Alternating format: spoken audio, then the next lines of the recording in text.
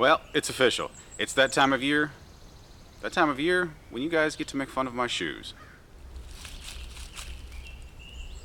All jokes aside, I know we're not here to talk about my shoes. You guys can make fun of them all you want to. They're extremely comfortable, so I'm going to continue to wear them. Make fun away. But anyway, we're not here to talk about my shoes. Big surprise, we're here to talk about a knife. I have a wicked cool EDC fixed blade to show off to you today from 710 Custom Sheaths. It is called the 710 Skellie.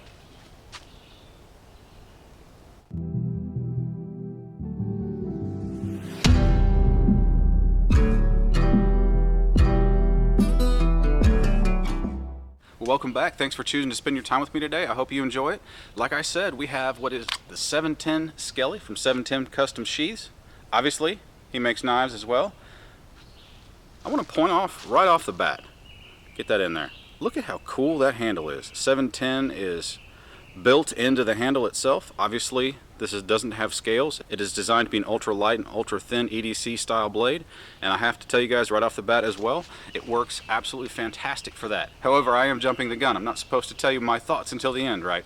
Anyway, let's talk about this knife. Let's get the specs out of the way. Again, this is a 710 Skellie. It was made with 52-100 steel with a Rockwell hardness of 60. He designed it specifically for a light carry blade. Just as a point of note, the sheath can be worn with a Teklok. These holes do line up with the Teklok perfectly. The sheath is also designed to be kind of rounded for pocket carry so it doesn't get snagged on anything. Obviously, you can have it set up for neck carry as well. The price point on this blade is $140, which does include shipping inside the United States. The specs on this blade is 7 1/8 inches long. The blade itself is 3 inches long. The thickness is 5/32. Again, the steel type is 52-100, and obviously it does not come with any scales. Anyway, let's put this knife to work. One thing I want to talk about right off the bat with this knife is just how low profile it is. Now, it is illegal in the state of North Carolina where I live to carry a neck knife concealed up under your shirt. I am on my own property, so I'm pretty sure that doesn't apply, but I can't carry this out in the real world concealed up under my shirt. But just how low profile it is. You can barely see the outline here, which most normal folks are going to look at that and go, a necklace, okay, cool, whatever. It doesn't scream knife. So if you're in a state where you can conceal a neck knife, this would be a good option for that for you. As I mentioned during the specs, the sheath itself is very minimalistic, which I like. The holes will work with Teklok, and everything is burnished and rounded nicely, so if you want to carry this in your pocket, which it does fit well for that, it's not going to get snagged on anything when you go to pull it out or put it back in. Just you guys another close-up of this real quick. As you can see, it does have a patina. It's called black oxidation on it, which is food safe, so you can use it in the kitchen or camp cooking or whatnot. This 52-100 steel, it loves a strop. It takes a razor's edge very easily, very quickly, and it keeps it for a good long time. It does have a sharpened spine all the way along the back of the blade, so no matter what your ferro rod scraping technique is, it will work very well for that. Enough rambling, let's get to it, guys. The obligatory letter opening. And it just slices right through that. Let's do a take two. Now, like I said, this blade loves a strop. If I can get this down in between the bills, as you can see, it just pushes right through there. Let's eat up a little cardboard.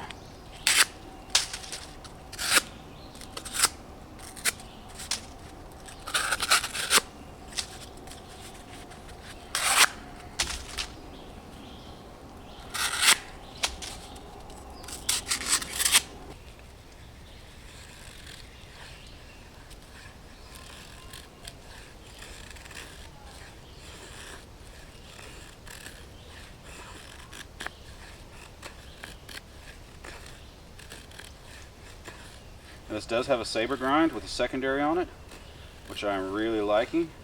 Seems to be the perfect grind for a knife like this. It holds an edge for a long time just because of the beefiness of the grind itself. It's a good all-around grind for an EDC style blade that doesn't really have a dedicated function, you know, not like a bushcraft knife or a kitchen knife or, you know, something like that. It's kind of like a jack of all trades type of thing.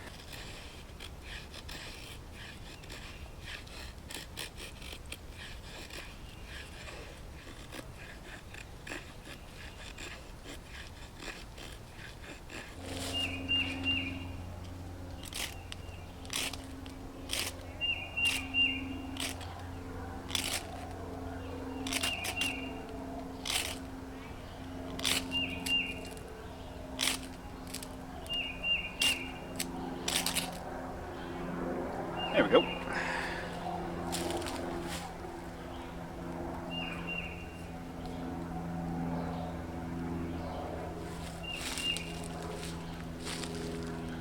Again, it is a light crafting knife as well. And for a Saber Grind, it's got a really nice push cut to it. So if you're doing notching or whittling,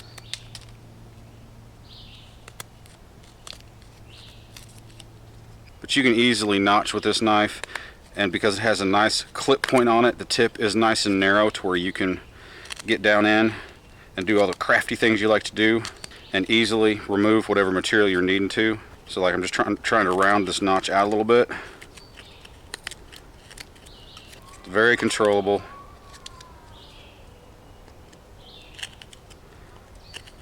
And for putting a decent amount of pressure on this handle, it's not uncomfortable at all. He has rounded out, I mean, they're not precisely round by any means. It's not slippery. It provides a lot of traction in your grip, but it doesn't dig into you and hurt either. So he has balanced out the ability to maintain control of the knife by leaving a little bit of an edge here, so to speak, but it's softened out enough that it's not painful by any means, or uncomfortable for that matter.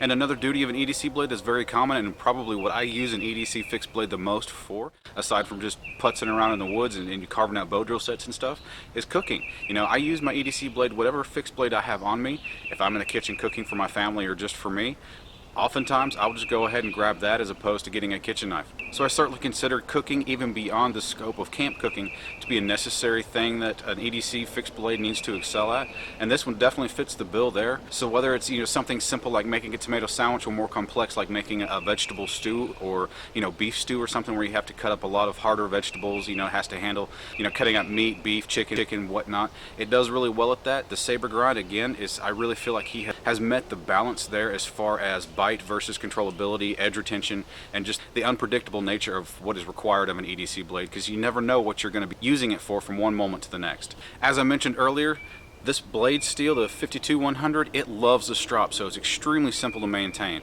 Just hit it on the strop every couple of days after a few days of use, and it keeps it nice and razor sharp. Couple that with this black oxidation patina, or whatever it's called, it is really a low maintenance knife.